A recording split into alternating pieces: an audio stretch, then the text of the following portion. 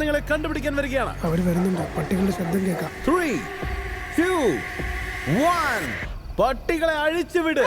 അവർ തുടങ്ങി. നമ്മൾ okay അല്ലേ?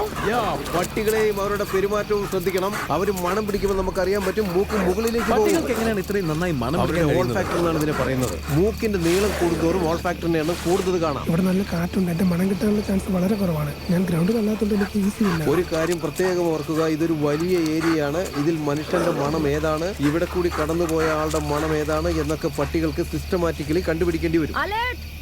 All right, stand by, stand by. ഓ, സ്റ്റേജ് എന്തോ കണ്ടുപിടിച്ചെന്ന് തോന്നുന്നു. ഡോർസ് തുറന്നിരിക്കുകയാണ്. യോ, എന്നെ പിടിച്ചു. ആദ്യം കണ്ടുപിടിച്ചത് നിന്നെയാണ്. ദൈവമേ, ദേ അവിടെ ഒരു പട്ടി കുരയ്ക്കുന്നുണ്ട്. അപ്പൊ ആരെയോ കണ്ടുപിടിച്ചെന്ന് തോന്നുന്നു. ഓ, അത് ക്രേസിയാണ്. പേജ് ഒരു 400-500 കാറുകൾ സ്കാൻ ചെയ്തിട്ടുണ്ടാകും. പക്ഷെ കുറച്ച് ഒരേ ഒരു കാറ് ഇതായിരുന്നു. എന്റെ ആളതിലുണ്ടായിരുന്നു. നിങ്ങൾക്ക് കുറച്ചെങ്കിലും ആശ്വാസം കിട്ടുമെങ്കിൽ കണ്ടെത്തപ്പെടുന്ന എല്ലാവർക്കും ഇന്റൽ കോർ അൾട്രാ 9 ഉള്ള ലെനോവോ ലീജിയൻ പ്രോ 7i കിട്ടും. ഈ ലാപ്ടോപ്പുകൾ സീനാണ്, പക്ഷേ നമുക്ക് 4 പേരെ കണ്ടുപിടിക്കാനുണ്ട്. നമുക്ക് നോക്കാം.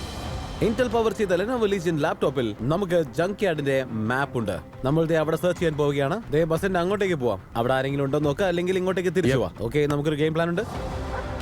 അവനെന്റെ അടുത്തേക്ക് വരുന്നുണ്ട്. ലൈറ്റ് ഓഫ് ചെയ്യാൻ പോവാ. ഓ, അവൻ ഹണ്ടിലാണ്. ഈ വാനിൽ ഒരു അലേർട്ട് വിടാൻ പോവാ. ഒരു മിനിറ്റ്, സ്റ്റേജ് ഈ കാർ നോക്കിയാണ് കുരയ്ക്കുന്നത്. സ്റ്റേജ് ഈ കാറാണോ? പിന്നോട്ട് നിൽക്കുക. ഈ കാറിൽ ആരെങ്കിലും ഉണ്ടോ? ഓ, എന്നെ പിടിച്ചു.